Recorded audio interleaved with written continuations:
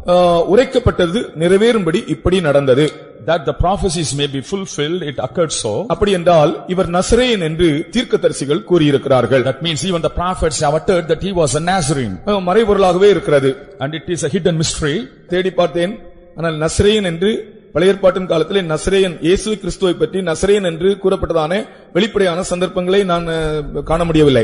In the Old Testament I could not find the places where it is said about Jesus as a Nazarene. ஆனால் மத்தேயு எழுதின சுவிசேஷத்திலே திட்டமா எழுதப்பட்டிருக்கிறது, தீர்க்கதரிசிகளால் உரைக்கப்பட்டது நிறைவேறும்படி இப்படி நடந்தது. அதாவது நசரேயன் என்னப்படுவார், தீர்க்கதரிசிகளால் உரைக்கப்பட்டது நிறைவேறும்படி இப்படி நடந்தது. In the Gospel of Matthew it is definitely written that as the prophecies may be fulfilled, as a Nazarene it is written. ஒரு ஆதாரம் என்ன சொல்லியிருக்கிறார்கள் என்றால், வறண்ட நிலத்தில் துளிர்க்கிற வேராக ஏசாயா சொல்லியிருக்கிறார். அந்த வறண்ட நிலம் என்பது நாசரேத் என்று அவர்கள் குறிக்கிறார்கள். And one evidence is as the root from the dry place as said in Isaiah, it is mentioned here. எப்படியும் தீர்க்கதரிசிகளுடைய உரையின்படி அது நடந்தது. According to the prophecies of the prophets, அவர் நசரேயன் என்று முன்னறிவிக்கப்பட்டார். He was foretold as Nazarene. இரண்டாவது தேவ தூதர்கள் கூட அவரை நசரேயன் என்று சொன்னார்கள். And even the angels called him Nazarene. Mark 16 அதிகாரம் 6 வசனத்திலே In Mark 16:6 தேவதூதன் கூறினான், the angel of God said, நசரேயனாகிய இயேசுவே என்று.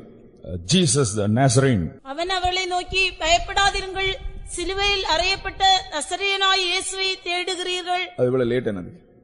நசரேயனாகிய இயேசுவை தேடுகிறீர்கள். You seek Jesus of Nazareth. பாருங்கள், இங்கே தேவதூதன் சொல்கிறான் அவன் நசரேயனாகிய இயேசு என்று. Even the angel of God says that he is Jesus the Nazarene. அப்படி என்றால் அவர் நாசரேத் ஊரான் என்ற அந்த வெளிப்படுத்தல் தூதர்களால் வெளிப்படுத்தப்பட்டது. Even the angels revealed that he was from Nazareth. பெத்லெகேமில் அவர் பிறந்தாலும் கூட அவர் நாசரேத் ஊரான் அல்லாவிட்டால் நசரேயன். Though he was born in Bethlehem, he was from Nazareth the Nazarene. அப்ப தேவதூதன் கூறினதிலிருந்து அங்கே அவருக்கு என்ன சம்பவிக்கிறது? So from what the angel said, what happened to him? நசரேயனாகிய இயேசுவை தேடுகிறீர்கள், அவர் உயிர்த்தெழுந்தார், அவர் இங்கே இல்லை, இதோ அவரை வைத்த இடம். Ye seek Jesus of Nazareth, he is risen, he is not here, behold the place where கர்த்தருக்கு ஸ்தோத்திரம். நாமும் கூட நாசரேத்தின் அந்த அனுபவத்தை காத்துக்கொள்ளும் போது உயிர்த்தெழுதலுக்கு நாம் தகுதியாகிறோம். When we also preserve the experience of Nazareth, we get worthy for the resurrection. அது வெறுமையே ஒரு அனுபவம் அல்ல. It's not an ordinary experience. இந்த உலகத்திலே நீ ஒரு வறண்ட ஒரு வெறுமையான ஒரு அனுபவத்தினூடாய் உன்னை கர்த்தர் நடத்தும் போது அங்கே நீ உயிர்த்தெழக்கூடிய சில தகுதிகள் உனக்கு ஏற்படுகிறது. When God leads us in a dry place, we get the quality to be resurrected. நசரேயனாகிய இயேசுவை தேவன் எழுப்பினார். Jesus, Lord raised Jesus of Nazareth. அடுத்தது யோவான் 19 அதிகாரம் 19 வசனத்திலே பிலாத்து கூறுகிறான் நசரேயனாகிய இயேசு என்று. In John 19:19, Pilate says that Jesus of Nazareth. நசரேயனாகிய இயேசு யூதரின் ராஜா. Jesus the Nazarene, the king of the Jews. பிலாத்து ஒரு மேல் விலாசத்தை எழுதி சிலுவையின் மேல் போடு வைத்தான். அதில் நசரேயனாகிய இயேசு யூதருடைய ராஜா என்று எழுதி இருந்தது. நசரேயனாகிய இயேசு யூதருடைய ராஜா என்று எழுதி இருந்தது. It was written Jesus of Nazareth, the king of the Jews. கர்த்தருக்கு ஸ்தோத்திரம். Praise be to the Lord. பிலாத்து அவரை நசரேயன் என்று அழைக்கிறார். Pilate called him the Nazareth. பாருங்கள், நாசரேத்தில் அவர் வளர்ந்தார். He was brought up in Nazareth. அதனால் நசரேயன் என்னப்படுவார்? So he'll be called the Nazarene. பிலாத்துனுடைய வாயில் மாத்திரமல்ல, பிலாத்துனுடைய எழுத்திலே அவர் நசரேயன் என்று எழுதினான். Not only in the word of Pilate, but also in the letters he wrote as Nazarene. அவர் யார் என்று எழுதுகிறான்? He writes who he was. யூதருடைய ராஜா, the king of the Jews. அப்படி என்றால் வறட்சியான வெறுமையான சில அனுபவங்களோடாக நீ போகும்போது விசுவாசத்தினாலே நீ ஜெயம் எடுத்தால் நீ ஒரு ராஜாவாய் மாறுவாய். When you go through the dry experience, by faith if you overcome, you will become a king. கர்த்தர் உன்னை ஒரு விசுவாசத்தினால் ஒரு ராஜாவாக மாற்றுவார். By faith God will make you a king. கர்த்தருக்கு ஸ்தோத்திரம். Praise be to the Lord. நீ வறட்சியான அனுபவத்திலே போகும்போது, ஒரு நன்மையில்லாத ஒரு அனுபவத்தினுடாய் போகும்போது விசுவாசத்தை காத்துக்கொள்கிற ஒரு ஆளாக இருந்தால் நீதான் ராஜாவாக மாறுவாய். When you go through the dry experience and if you preserve faith, you will become the king. மூன்றாவது பேதுரு அப்போஸ்தலன் சொன்னார் நசரேயனாகிய இயேசு என்று. Thirdly, Apostle Peter said that Jesus of Nazareth. அப்போஸ்தலர் 2:22 in Acts 2:22 பேதுரு அப்போஸ்தலன் சொல்கிறார், இஸ்ரவேலரே, நான் சொல்லும் வார்த்தைகளை கேளுங்கள். நீங்கள் அறிந்திருக்கிறபடி நசரேயனாகிய இயேசுவை கொண்டு தேவன் உங்களுக்குள்ளே பலத்த செய்கைகளையும் அற்புதங்களையும் அடையாளங்களையும் நடப்பித்து நசரேயனாகிய இயேசுவை கொண்டு உங்களுக்குள்ளே பலத்த செய்கைகளையும் அற்புதங்களையும் அடையாளங்களையும் தேவன் நடப்பித்தார். God made wonderful things and signs through Lord Jesus of Nazareth. நசரேயனாகிய இயேசு அற்புதங்களையும் அடையாளங்களையும் செய்கிறவராக இருந்தார். Jesus of Nazareth was doing wonders and signs. ஒரு வறட்சியான ஒரு வெறுமையான சூழ்நிலையின் மத்தியிலே நாம் ஆண்டவருக்கு உண்மையாக விசுவாச ஜீவியம் செய்யும்போது அங்கே கர்த்தர் அற்புதங்களையும் அடையாளங்களையும் நம்முடைய வாழ்க்கையில் வெளிப்படுத்துகிறார். Amidst dry experiences, when we lead a faithful life in faith, God does wonders and signs for us. அதுதான் நமக்கு சாட்சி. And that's our testimony.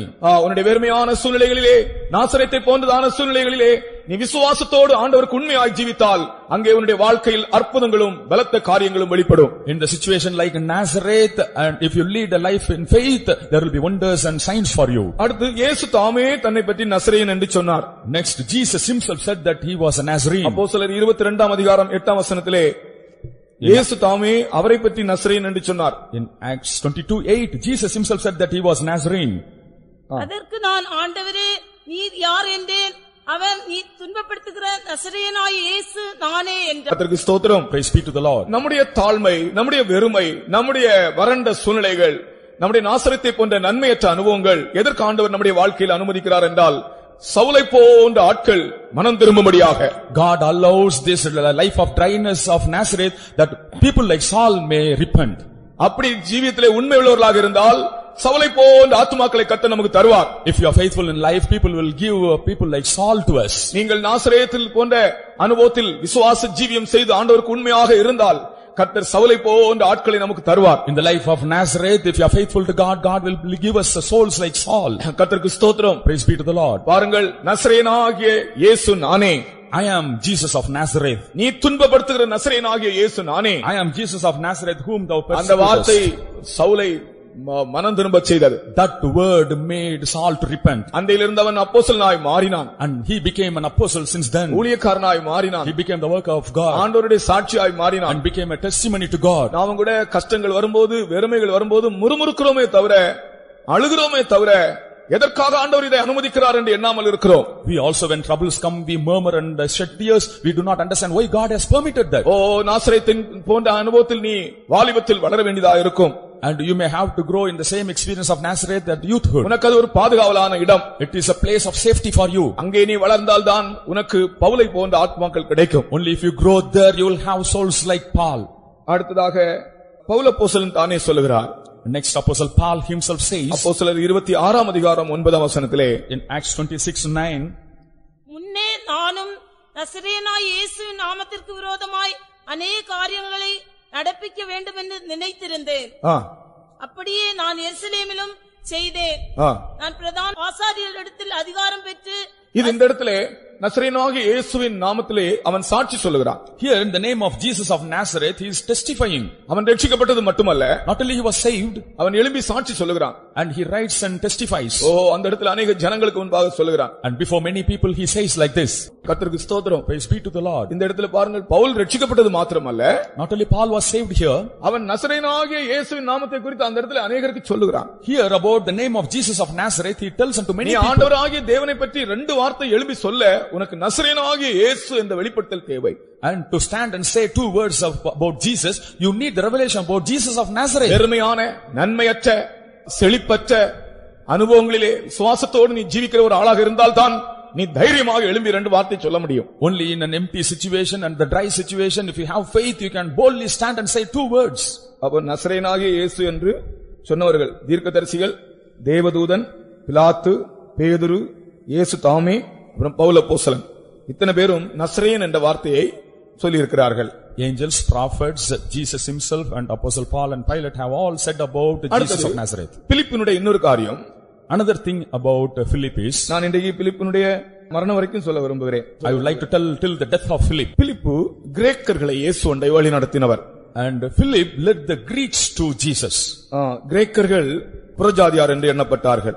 Greeks were considered as Gentiles. பஸ்கா பண்டிகையின் போது, at the time of Passover, கிரேக்கர்களில் சிலர் எருசலேமுக்கு வந்திருந்தார்கள். some of the Greeks had come to Jerusalem. அந்நாட்களில் இயேசு கிறிஸ்துவின் புகழ் உலகமெங்கும் பரவி இருந்தது. Then the fame of Jesus had spread all over the world. உலகமே அவரை பின்பற்றி போயிட்டே என்று சொல்லும் அளவுக்கு இயேசுவின் புகழ் உலகமெங்கும் பரவி இருந்தது. The fame of Jesus had spread all over the world.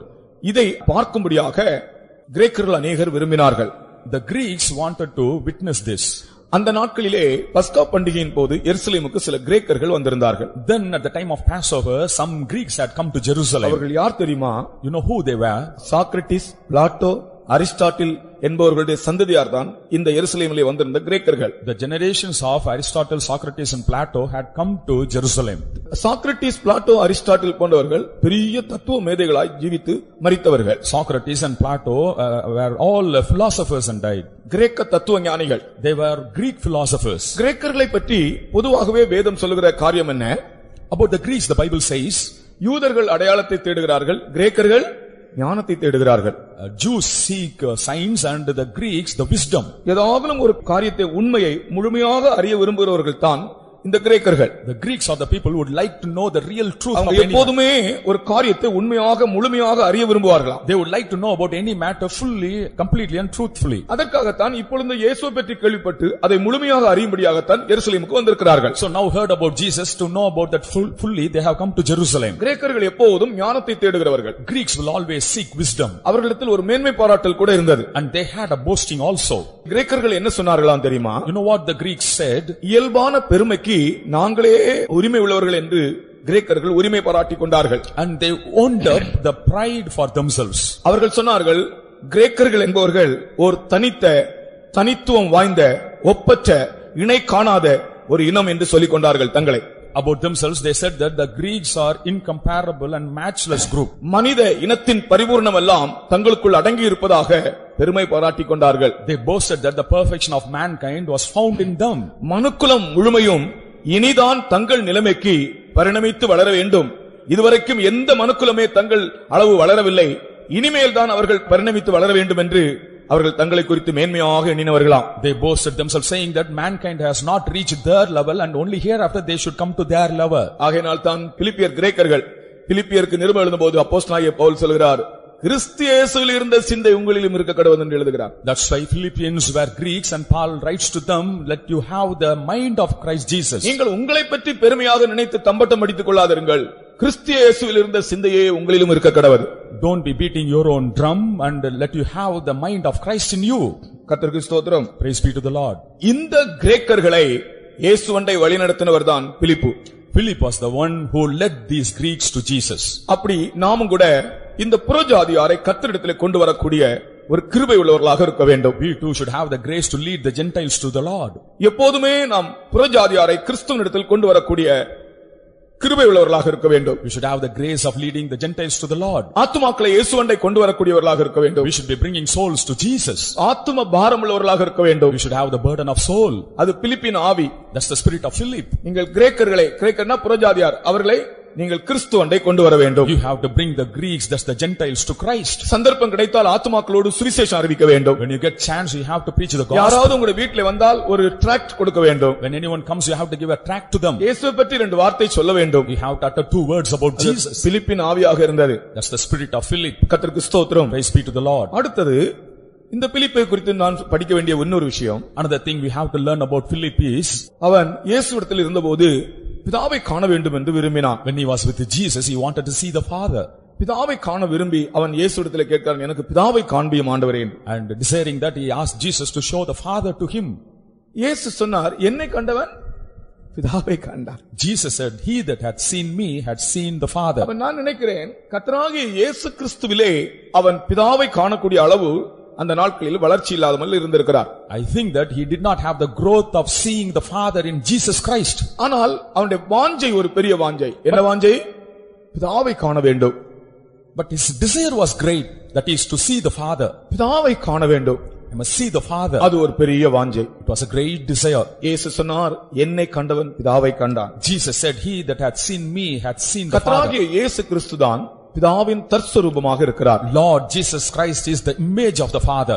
என்னை கண்டவன் பிதாவை கண்டான். He that had seen me had seen the Father. பிலிப்பு இயேசுவிடத்தில் வந்தாலும் பிதாவை காணவில்லை, பிதாவை காண வேண்டும் என்று விரும்பினார். அதனுடைய அர்த்தம் என்ன? என்னை கண்டவன் பிதாவை கண்டான் என்று சொன்னால் அப்ப அதனுடைய அர்த்தம் என்ன? இயேசுவிடத்தில் இருந்தாலும் இயேசுவை இன்னும் காண வேண்டிய முறைப்படி காணவில்லை. அதுதான் அவர் பிதாவை காணவில்லை. Though he was with Jesus, he hath not understood Jesus, seen him properly in the right way. நாம் இயேசுவண்டை வந்திருக்கிறோம். இயேசுவை நீங்கள் ஏற்ற விதத்தில் காண்கிறீர்களா? அவரில் பிதாவை காண்கிறீர்களா?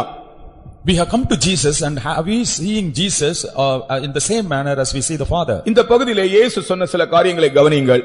See certain things what Jesus has said here. எப்படி அவரிலே பிதாவை காண்கலாம்? How they can see the Father. இயேசு சொல்கிறார், நான் சுயமாய் ஒன்று செய்யாமல் என் பிதாவின் சித்தத்தின்படியே செய்கிறேன். I do not do anything on my own, but I do according to the will of my Father. இயேசு கிறிஸ்துவிடத்திலே வந்து இயேசு கிறிஸ்து பிதாவின் சித்தத்தை செய்வதை கண்டால்தான் அங்கே பிதாவை காண முடியும். Coming to Jesus, only when we see Jesus doing the will of the Father, we can see the Father there. பிதாவை ஒருபோதும் ஒரு காலம் ஒருவனும் கண்டதில்லை. None has seen the Father so far. அவரை கண்டு உயிரோடு இருக்க முடியாது. And also having seen, we cannot live. ஒருவரும் சேரக்கூடாத ஒளியிலே வாசம் பண்ணுகிறவர். And he is living in the light none can reach. அவரை இந்த உலகத்துக்கு வெளிப்படுத்தும்படியாகத்தான் இயேசு வந்தார். To reveal him to the world, Jesus came. இயேசுவை சரியாய் நீ கண்டால் அவரிலே பிதாவை காணலாம். If you see Jesus in a right manner, you can see the Father in him. அவர் தேவ சித்தத்தை பிதாவின் சித்தத்தை செய்கிறதை நீ காணும்போது அங்கே பிதாவை காணலாம். When you see Jesus doing the will of the Father, there you can see the Father. அப்படி என்றால் பிதாவை காண்பவர்கள் யார்? If it is so, who can see the Father? அனுதின ஜீவியத்திலே சிறிய காரியமானாலும் பெரிய விஷயமானாலும் தேவனுடைய சித்தத்தின்படி யார் செய்கிறதோ அவர்கள் பிதாவை காணலாம். In the everyday life, whether it is big or small, those who do according to the will of the Father, we can see the Father there. நம்முடைய ஜீவியம் ஒரு சாதாரண ஜீவியம் அல்ல. Our life is not an ordinary life. சிறிய விஷயமானாலும் அதிலே நாம் பிதாவின் சித்தம் செய்யும்போது அங்கே பிதா வெளிப்படுகிறார். Even in the small matter, when we do the will of the Father is revealed there. அடுத்தது அவர் சொன்னார், நான் பிதாவினிடத்துக்கு போகிறேன் என்று சொன்னார். Next he said that I go to the Father. பிதாவினிடத்துக்கு நான் போகிறேன். I go to the Father. இயேசு பிதாவினிடத்துக்கு போகிறார். அதை விசுவாசித்தால் அவன் பெரிய காரியங்களை செய்வான். If we believe that Jesus goes to the Father, he will do great things. கர்த்தராகிய இயேசு கிறிஸ்துவிடத்தில் நாம் பிதாவை காணும்போது, when we see the Father in Lord Jesus Christ, நம்முடைய ஜீவியத்தில் அவர் பெரிய காரியங்களை செய்கிறார். he does great things in our life. இயேசு கிறிஸ்துவிலே நாம் பிதாவை காணலாம். அப்படி நாம் பிதாவை அவரிலே காணும்போது பெரிய காரியங்களை செய்கிறார். We can see the Father in Jesus Christ. When we see so, he will do great things for us. அடுத்து சொல்கிறார், நீங்கள் எதை கேட்டாலும் தருவேன். Next he says whatever you ask, கர்த்தராகிய இயேசு கிறிஸ்துவிலே நீ பிதாவை கண்டால் நீ எதை கேட்டாலும் கிடைக்கும். In Lord Jesus Christ, if you see the Father, whatever you ask, it will be given to you. சத்திய ஆவியாகிய தேற்றரவாளனை உங்களுக்கு நான் தருவேன். I will give the Comforter, the Spirit of truth to you. கர்த்தருக்கு ஸ்தோத்திரம். Praise be to the Lord. ஆண்டவரே பிதாவை காண்பீம் என்று அவன் சொன்னபோது, when he said, Lord, show me the Father, இயேசு சொன்னார், என்னை கண்டவன் பிதாவை கண்டான். Jesus said, he that had seen me had seen the அவனுடைய Father. வாஞ்சை நல்ல வாஞ்சைதான். His desire was good. பிதாவை காண வேண்டும் என்கிற வாஞ்சை. The desire to see the Father. ஒரு ஆவிக்குரிய மகிமையான ஒரு அனுபவத்தை நாம் வாஞ்சிக்க வேண்டும். We have to desire for a glorious spiritual experience. ஆனால் அதை கிறிஸ்துவிலே நீ காண முடியும். And you can see that in Christ. இயேசு கிறிஸ்து அதை உனக்கு செய்வார். Jesus Christ will do that for you. கர்த்தருக்கு ஸ்தோத்திரம். Praise be to the Lord. அவர் உனக்கு பிதாவை காண்பிப்பார். He will show the Father to you. அவருடைய சித்தத்தை நீ செய்கிறவனாக இருந்தால் கண்டிப்பாக நீ அவரிலே பிதாவை காண்பாய். If you are a person doing his will, certainly he will reveal the Father to you. கர்த்தருக்கு ஸ்தோத்திரம். Praise be to the Lord. கடைசியாக பிலிப்பின் மரணத்தை பற்றி நான் சொல்லி முடிக்கிறேன். Finally I tell about the death of Philip and conclude. பிலிப்பு ஐராபோலிஸ் என்ற இடத்தில் மரித்தார். He died in the place called Hierapolis. என்ற இடத்தில் அவர் இரத்த சாட்சியாய் மரித்தார். As a test, he died as a martyr in that place. அவரை எப்படி கொண்டாரலாம்? மரத்திலே தலைகீழாக தொங்க விட்டாரலாம். He was hanged in the tree upside down. அவருடைய கணுக்காலையும் தொடையையும் துளைத்து அதிலே அந்த துளையிலே கட்டி மரத்திலே தொங்க விட்டாரலாம். Piercing his calf muscle and the thigh, they pierced that and they hanged him in the tree like that. அதுக்கு ஒரு வரலாறு இருக்கிறது, ஏன் அவருக்கு அப்படி செய்தார்கள் என்று. And there is a history why it was done to him like that. இவர் ஐராபோலிஸ் என்ற இடத்துக்கு சென்றிருந்த போது, when he had gone to the place called Hierapolis, அங்கே ஜனங்கள் ஒரு பெரிய சர்ப்பத்தை வைத்து வணங்கிக் கொண்டிருந்தார்களாம். there the people were worshipping a big serpent. இதை பிலிப்பு பார்த்தார். Philip saw this. இருதயத்திலே ஒரு பெரிய தேவ வைராக்கியம் உள்ளவராய் மாறினார். He got a great zeal in the heart. அந்த இடத்திலே அவர்கள் சர்ப்பத்தை வணங்குவதற்கு, அந்த விக்கிரக ஆராதனைக்கு விரோதமாய் பிரசங்கம் பண்ணினாராம். Started preaching against that idol serpent there. உடனே அந்த மாநில கவர்னர் இவரை விரோதிக்க தொடங்கினான். The governor of the province started hating him. இவரை பிடித்து இவருடைய காலிலே துடை போட்டு கட்டி தலைகளாய் தொங்கவிட்டு கொல்லும்படியாக கட்டளையிட்டார். He ordered that he may be caught and pierced in the legs, hanged and killed. அதன்படி பிலிப்பு அப்போஸ்தலனை பிடித்தார்களாம். Similarly, Apostle Philip was caught. முதலாவது அவருடைய வஸ்திரங்கள் எல்லாம் கழற்றினார்களாம். And his garments were stripped. பின்பு அவருடைய தொடையிலும் அவருடைய கணுக்காலிலும் துளை போட்டார்களாம். Then they pierced his thighs and the heels. அவரை கட்டி தொங்க விட்டார்களாம். And he was hanged. அப்படிதான் பிலிப்பு அப்போஸ்தலன் மரித்தார். Similarly, in this manner, Apostle Philip died. ஸ்தோத்திரம். Praise be to God. தான் மரிப்பதற்கு முன்பு கர்த்தராகிய இயேசுவை கண்டார். அவர் பிதாவை காண வேண்டும் என்று விரும்பி இயேசு அதனுடைய வழிகளையும் அவருக்கு சொல்லிக் கொடுத்தார். And before he wanted to see Jesus, and also Jesus taught him his ways to him. அவருடைய மரணம் வெற்றிகரமான மரணமாக இருந்தது. His death was a victorious death. Our ஜெயித்தார். He overcame. Hallelujah. Our ஜெயித்தார். He overcame. அவருடைய ஜீவியம் இன்றைக்கும் பேசிக்கொண்டே இருக்கிறது. His life even today speaks to us. நான் ஒரு 2 நிமிடம் நீங்கள் ஒரு மௌனமாய் தியானத்தில் இருக்கும்படி கேட்டுக்கொள்கிறேன். I request you to meditate silently for 2 minutes. உண்மையாகவே இந்த வேத பாடத்தில் உங்களுக்கு சில வார்த்தைகள் உங்களோடு பேசியிருக்குமே, அந்த வார்த்தைகள் உங்களுக்குள்ள ஒரு அக்கினியை உண்டாக்கும். The words that was spoken to you will create fire in you. வாலிபர்களே, இந்த உலகம் சோதோமை போல செழிப்பாக இருக்கிறது. Young people, this world is fertile like Sodom. வாலிபர்களே, இந்த உலகம் சோதோமை போல் செழிப்பாக இருக்கிறது. Young people, this world is fertile like Sodom. இயேசு தன்னுடைய வாலிபத்திலே நாசரேத்தூரில் வளர்ந்தார். But Jesus was brought up in Nazareth in his youth. வெறுமையான வறட்சியான ஒரு இடத்திலே வளர்ந்தார். He was brought up in a dry, empty place. அதனால் அவர் நசரேயன் என்னப்பட்டார். So he was called the Nazarene. ஆனால் அவருக்குள் தேவ வல்லமை விளங்கியது. But in him the power of the Lord descended. அவர் மரணத்தை ஜெயித்தார். He overcame death. அற்புதங்களை செய்தார். He did wonders. சாத்தானை ஜெயித்தார். He overcame the devil.